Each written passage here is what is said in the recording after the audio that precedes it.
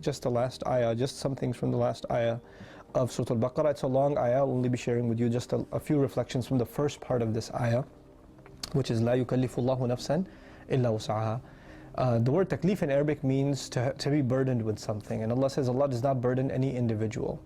Allah will not burden any single person, إلا وسعها, except to that person's capacity. Which actually means any trials you and I go through in life are actually custom tailored to our capability to manage them. What somebody else is going through may not be something I can handle, and what I'm going through may not be something they can handle. The gifts we enjoy in life and the difficulties we suffer in life, the hardships and the trials we suffer in life are actually each of them custom tailored to our own individual personalities. So Allah says He does not burden anybody more than they in particular are capable of bearing. لا يكلف الله نفسا إلا وسعها.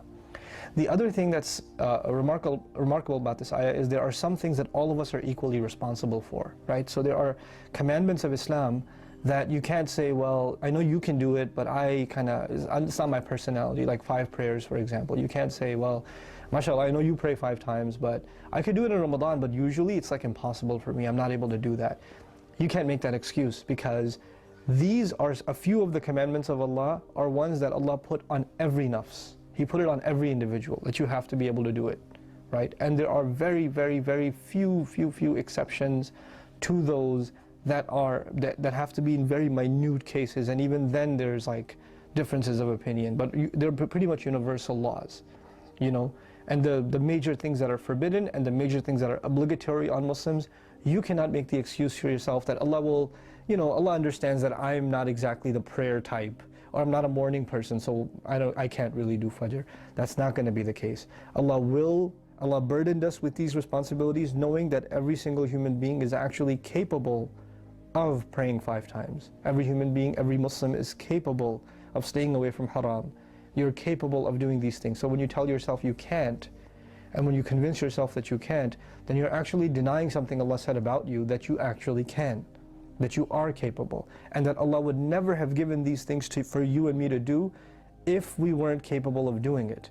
So you have to ask yourself, am I being true to myself when I say I cannot? Or is Allah being true when He says that yes, you can, that I wouldn't have given it to you unless you could have handled it? This is the really honest to yourself question you and I have to ask ourselves, especially when it comes to the major commandments of Allah Azza wa Jal.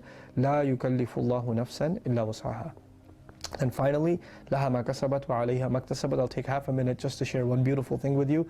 Allah says a person will benefit from whatever they earn.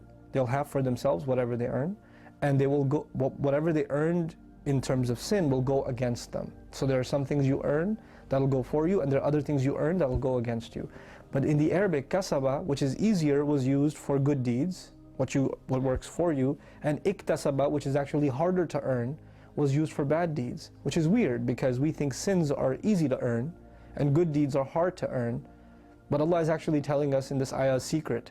Sins may be easy to earn in the short term, but what you pay for them in the long term bring about so much difficulty, and what you've earned in terms of problems and difficulties in your life is so much hardship because of that disobedience to Allah that it actually doesn't count as something easy. Like stealing may be easy, but doing time in jail may be pretty hard. So what you did as an act of stupidity may have been really easy on you at the time, but the price you paid for it made it a very difficult and bad thing that you did for yourself. And getting a job and working hard and earning money the right way may be really hard, but the hardship you save yourself, compared to that, what you're doing is pretty easy. The alternative is pretty easy. That's the view Allah wants us to have of good deeds and bad deeds. Good deeds may require a lot more work, but Allah will make them easy. And bad deeds may be much, much easier to do, but you will pay the price and you'll realize how much difficulty they actually put you in your life. So don't overestimate the burden that Allah has put on you as far as responsibilities, and don't underestimate the weight of sin. Don't underestimate, and don't think that it's just something I do, who cares, and not think about the burdens and the troubles it'll bring you tomorrow, and especially when you and I stand in front of Allah.